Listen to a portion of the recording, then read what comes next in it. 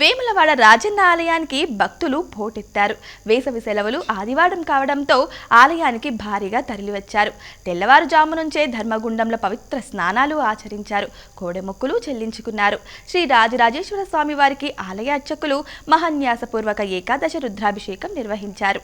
రద్దీ నేపథ్యంలో ఆర్జిత సేవలను రద్దు చేశారు. భక్తులను లఘు దర్శనానికి మాత్రమే అనుమతించారు. స్వామివారి దర్శనానికి 4 గంటల సమయం పడుతుంది.